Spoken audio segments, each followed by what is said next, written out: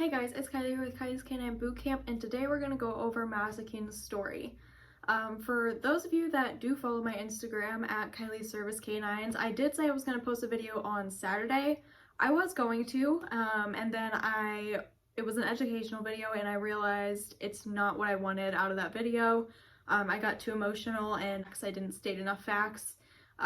Mainly because it was a service dog versus emotional support animal versus therapy dogs. And for those of you that have a service dog, you know how frustrating emotional support animals can be, because we get a lot of emotional support service dogs, emotional support animals coming into stores and trying to attack our dogs. And that's so frustrating. So I got really frustrated in that video and I was like, I can't post that. That's not what I want out of the video, and I wanted it to be purely educational. I just got too emotional with it, so I didn't post it. So today we'll go over Mazikeen's story instead. Mazikeen's story really isn't that sad. I mean, it's not an ideal situation for any dog, or the way that happened is not ideal for any puppy. So Mazikeen was originally named Harper it's a foster-based rescue, so all of their animals are in foster homes. They are never in kennels. They're in a holding place for a while if they're just dropped off, because occasionally someone will just drop their dog off there. And the holding place isn't a kennel either. It's just an office space that they have, and the dog will stay there until they figure out which home the dog can go to. They do have to evaluate the dogs. Obviously they have to check for medical issues. They don't want to take a dog that's contagious to a home with other dogs. They have to see if it's dog aggressive, cat aggressive, things like that. They just have to double check the dog's temperament, behaviors, and medical issues. So Mazikeen and her litter mates were brought in at 2 weeks old. They have a specialist who specializes in very young puppies like that who still need bottle fed.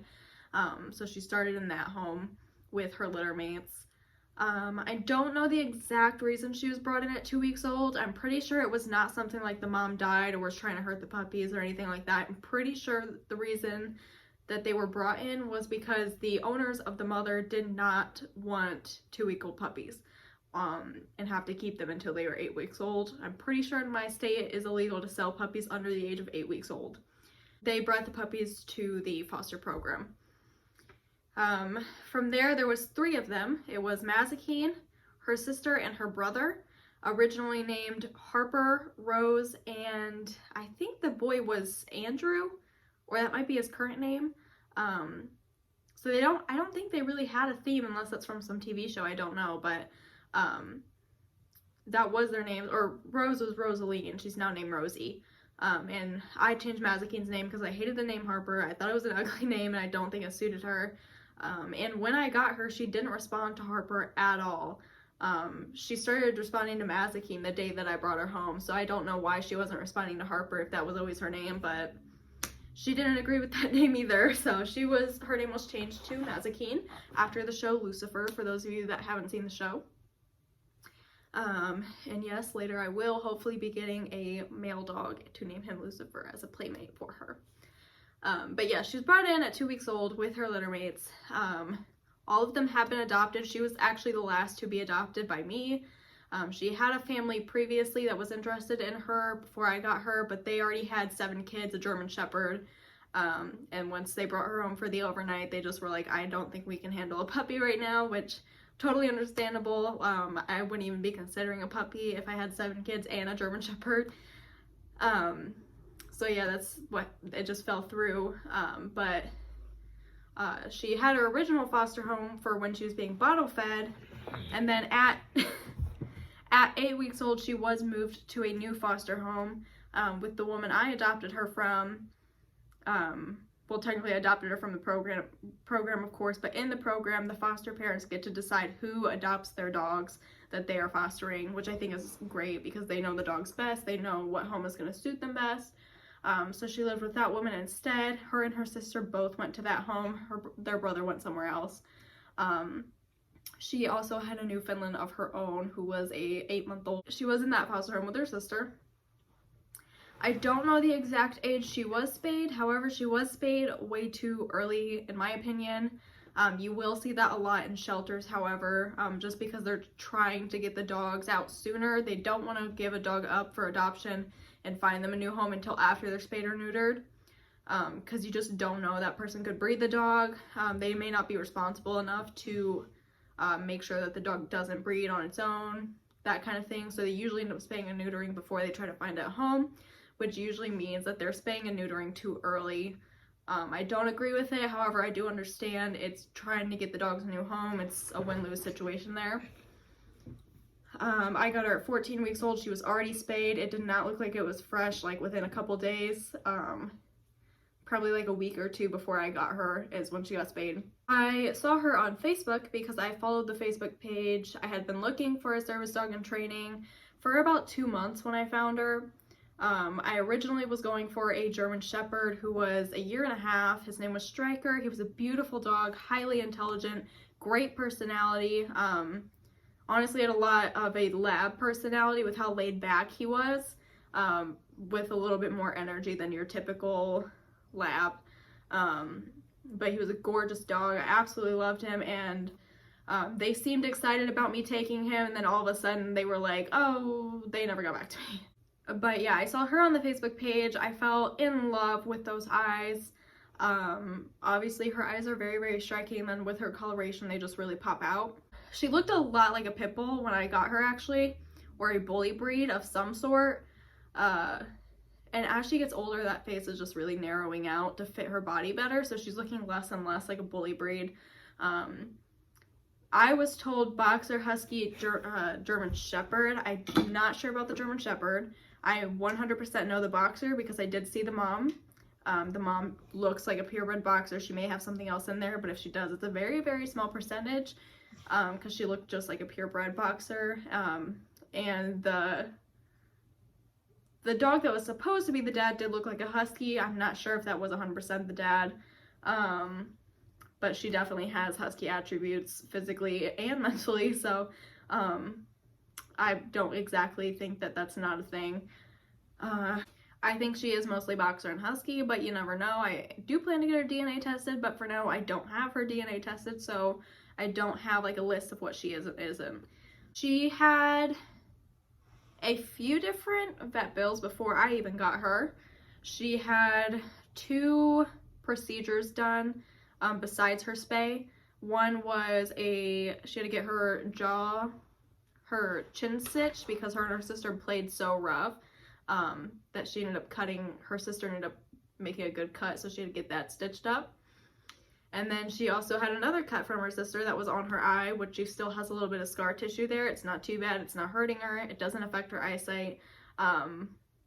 But they did end up meeting after I had adopted Mazikeen, and you can tell they would play non-stop. She was over for about an hour, and we had to pull them apart to let them breathe, because they would literally get to a point where they were like choking because their mouths were so dry. So we had to pull them apart to get them to settle down, and then take them to the water bowl one at a time, because that's just how rough they are with each other.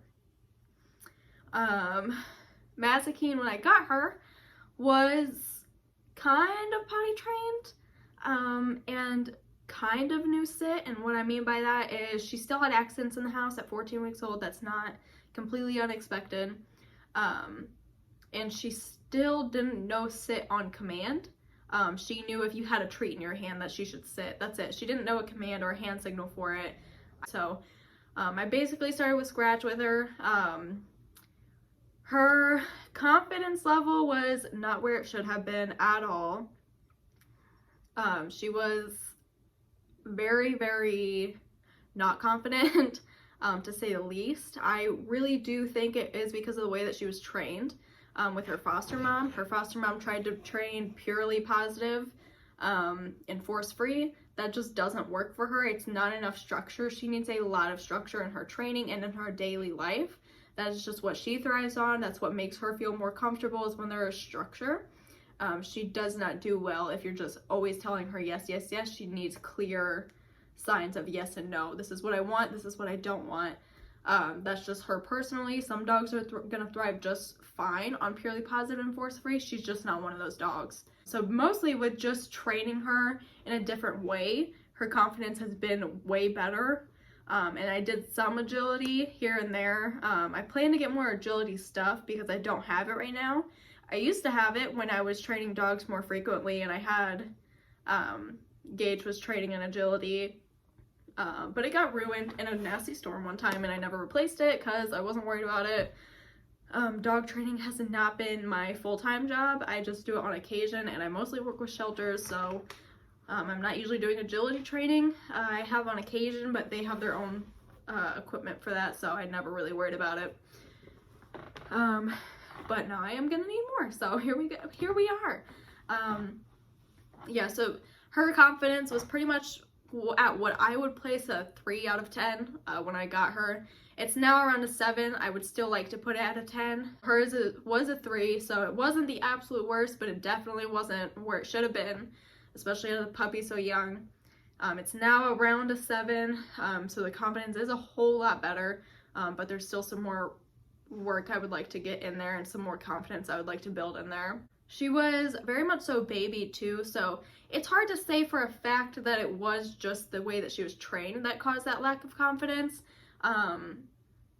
I just know I saw a lot of progress with a different style of training. It most likely was a combination of being so babied and then having like no structure in her training that really threw her confidence off, because she is such a she likes to have structure in her life. And of course, when you baby a dog, you're not giving them any sort of, you're not making them do anything on their own, so they have no confidence. So it was just a combination of the two that just destroyed her confidence. A fun fact was, while I was looking for a new service dog, because Gage had to retire, of course, he was starting to get arthritis. It was starting to get pretty bad, especially in the summertime. So I had to get a new service dog in training. Mazikeen was not where you would want a dog on the temperament test. She was in no way aggressive. Obviously, if she was, I wouldn't have put her in a situation where she would be a service dog. That's just way too much stress on the dog, and a high risk to other people / dogs, depending on where the aggression is usually directed towards. However, she had no signs of aggression. It was more of, she was a lot more fearful than you would like, and a lot less confident, of course, and the fearfulness came from not being confident in her. So I knew she was going to be a project, which is actually somewhat of what I was looking for. Gage, this video is not about you. Somewhat what I was looking for was a dog that was not perfect, and the reason I was looking for a dog that was not perfect is because programs would never give a dog like that a shot. And I wanted to see, it sounds crazy, but I wanted to see, does the dog have to be absolutely perfect on that temperament test or close to it for it to work out as a service dog? Turns out, no. She works just fine as a service dog, especially since her confidence has really been boosted in the time that I've had her. On top of it, you have how intelligent she is and how well she is in tune with me. She just makes for a great service dog. Even though most people wouldn't have taken that chance with her, and I don't recommend doing this if you are not an experienced dog owner / trainer, and if you don't know what you're doing, don't get a dog that's not perfect or close to it on the temperament test. I just wouldn't recommend that. However, I've worked with dogs for so long, and then I had Gage, and I wanted something different. I've always had labs, I've always had beagles. I'm just not a super energetic person, so having a high energy dog just doesn't work with my lifestyle. And that's something you have to take into account even when you're getting a service dog. It's not just the temperament or the breed. The temperament is gonna be what decides if the dog has potential to be a service dog, and the personality of the dog, but you have to also work with what's gonna fit in with your lifestyle. If you're someone who cannot exercise a dog, you can't be getting a border collie as a service dog. If you're someone who exercises a lot, a Newfoundland would not be the absolute best option for you. A border collie would be better in that case. It just depends on your lifestyle too. So that's something that I always take into account with not only my pet dogs, but my service dogs. It's not just about what breed is known to be best. It is about the dog's personal temperament, the dog's personality, and will it fit in with my lifestyle and my animals, which is also, I had to take into account, would she work with Gage. Gage is in no way an aggressive dog ever. Obviously, he was a service dog. However, I still had to take into account, would the dog fit in with Gage? Would he still be able to tolerate the dog? Obviously, a super high energy dog, Gage does not like those dogs. He he literally runs from high energy dogs now, and he'll correct them if they really won't leave him alone and he can't get away, but he's never been aggressive towards him. He's a very tolerant dog.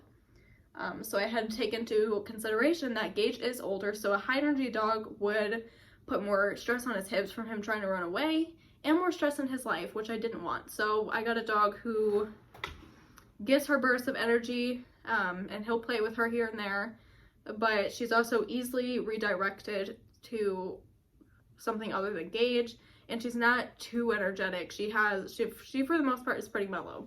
Yeah, that's pretty much it. I brought her home at 14 weeks. We had a few issues the day that I brought her home. She was still due for her last rabies vaccination, which I was fine with. I had to pay for it. I was fine with that. And what I wasn't fine with is there was some issues with the payment that went through because the foster mom didn't turn it into the actual office for them to put it through, and then I waited like 2 months for that check to go through, and by those 2 months I had already spent nearly $500 on her vet bills alone, which I wasn't expecting because I was told I was getting a perfectly healthy dog, and technically she is, but she had allergy issues that I was trying to figure out because they apparently didn't know she had allergies. Even though there was some redness and irritation when I first got her, I would assume they just thought it was like no big deal because it wasn't that noticeable. So I had to get her allergies tested, and then she had a few episodes of just getting like, she had a week and a half of diarrhea and vomiting, and that ended up just being a sensitive stomach. So that was fun because I spent like $200 on that and it was just a sensitive stomach, but I would rather be safe than sorry.